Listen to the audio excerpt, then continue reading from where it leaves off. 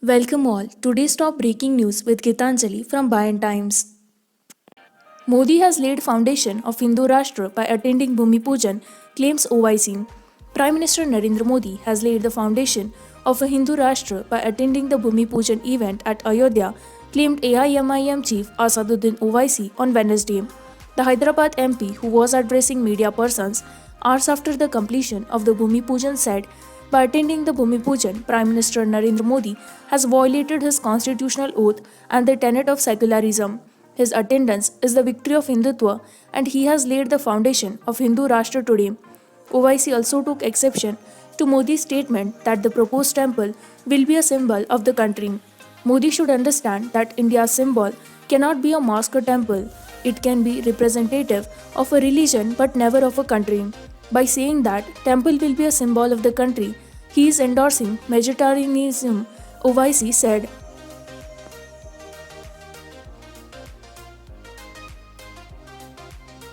Projects worth rupees 385 crore on fast track in Vishakhapatnam.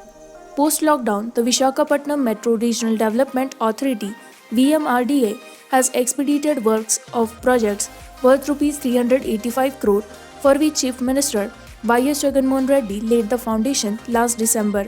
VMRDA Commissioner M. Koteshwara Rao said the Gopalpatnam arm of the NAD flyover will be thrown open to traffic on August 15. Traffic from the airport to Gopalpatnam and from there to NSTL traffic will be allowed. The NAD flyover worth Rs 113.60 crore will be ready in all aspects by the year end, and the traffic from airport, Gopalpatnam, the city, and 104 area will move smoothly, he observed.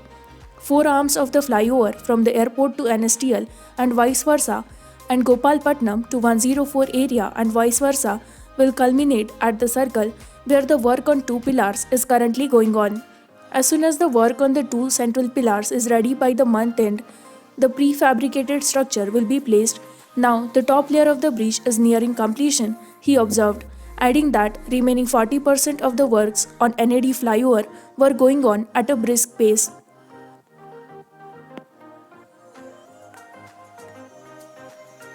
Wait of centuries has ended, says PM Modi after Ram Temple Bhumi Pujan. The wait of centuries has ended and India is creating a golden chapter in Ayodhya, Prime Minister Narendra Modi said on Wednesday after performing the Bhumi Pujan of a Ram temple here. Beginning his speech with Jai Siya Ram, the Prime Minister told the gathering that a grand temple will be built for Ram Lalla, the infant Ram, who had been living in a temporary tent for years. Many people made sacrifices for the Ram temple. I pay my respects to all of them, the Prime Minister said after the groundbreaking ceremony of the temple at the spot where many devout Hindus believe Lord Ram was born. Sending out the message that Ram is everywhere, Ram belongs to all, Modi said the temple symbolizes India's rich heritage and will be an inspiration for all the humanity. Despite efforts to eradicate Lord Ram's existence, he lives in our hearts and is the basis of our culture, Modi said. Social harmony was the core principle of Lord Ram's governance, the Prime Minister said.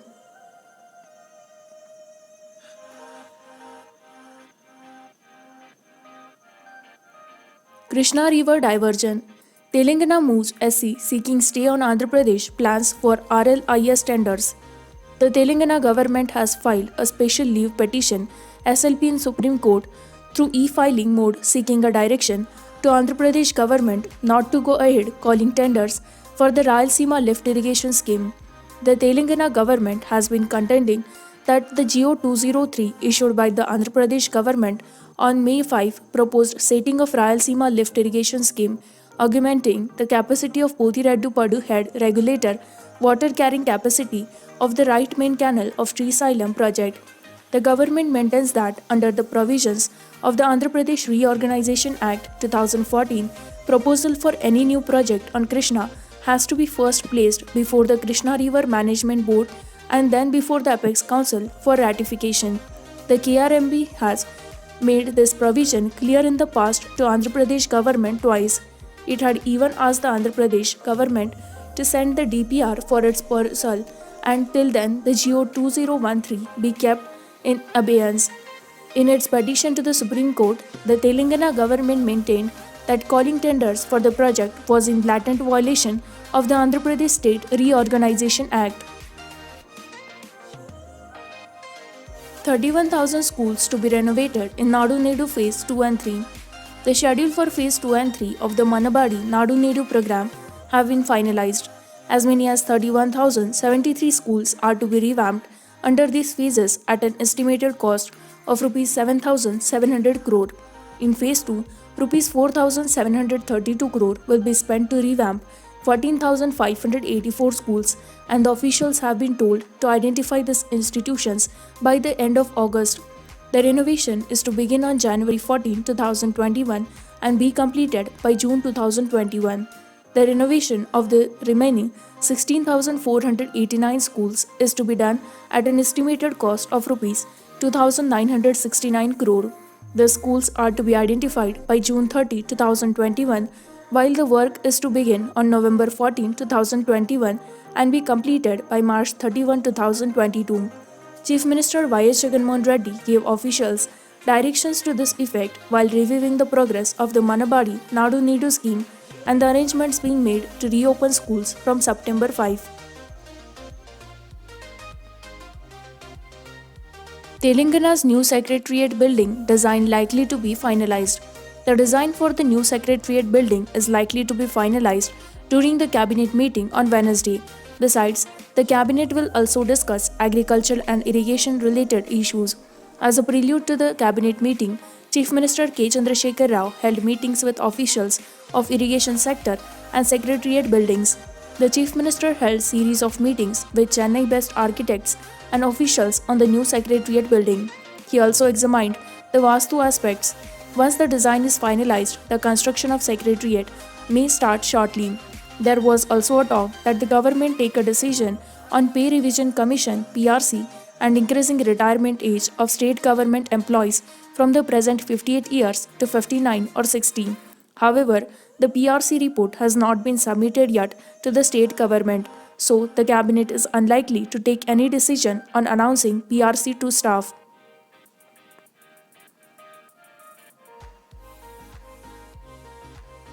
More than 17,000 beds available for COVID-19 patients in Telangana.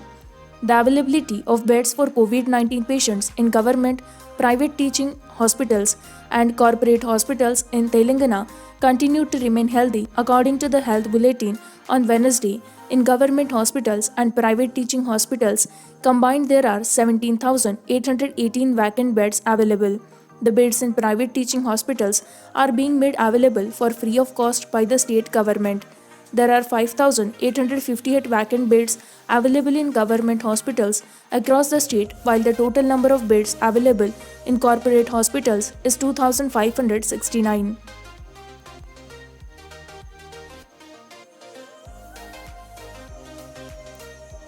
COVID-19 vaccine makers rue red tape in Telangana. Stressing the collaborative efforts to develop a vaccine for coronavirus, three major pharma companies, Bharat Biotech, Biological E and Indian Immunologicals, said Telangana government and the centre needed to streamline the process. Speaking at an interaction on the subject, the vaccine race, moderated by IT and MAUD Minister K.T. Rama Rao, the industry leaders noted that the present ecosystem gave them the shorter end of the stick in the race to find the vaccine.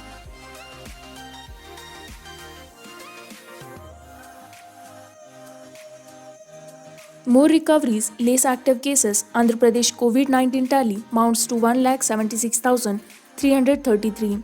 The COVID-19 count in Andhra Pradesh mounted to 1,76,333 with 9,747 new cases reported in the last 24 hours.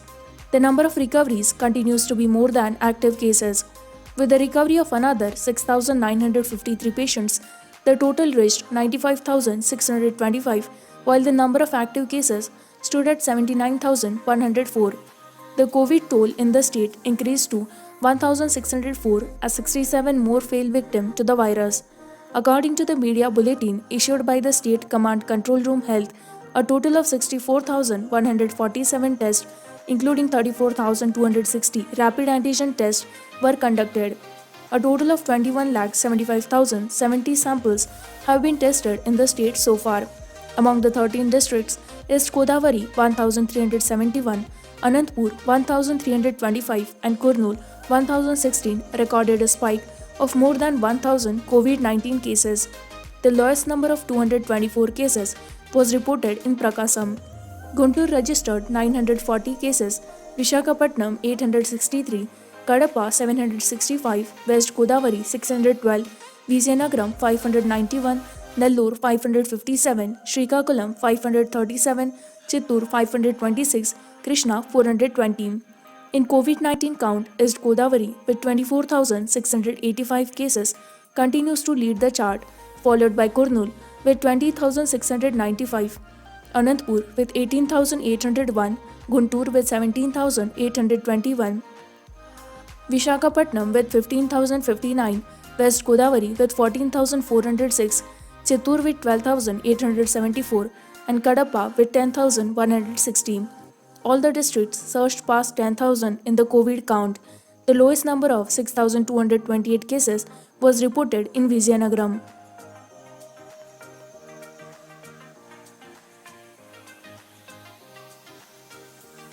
Former Karnataka CM Siddaramaiah stable, says hospital. Former Karnataka Chief Minister Siddaramaiah, who is undergoing treatment for coronavirus, is now stable and has no fever, the hospital where he is admitted said on Wednesday. Presently, he has no fever and his vital parameters are stable, Manipal Hospitals said in a statement. The hospital said the 71-year-old leader of the opposition in the state assembly has been given appropriate treatment and is being closely monitored by medical experts. His symptoms have improved since admission and he is comfortable at present, the hospital added.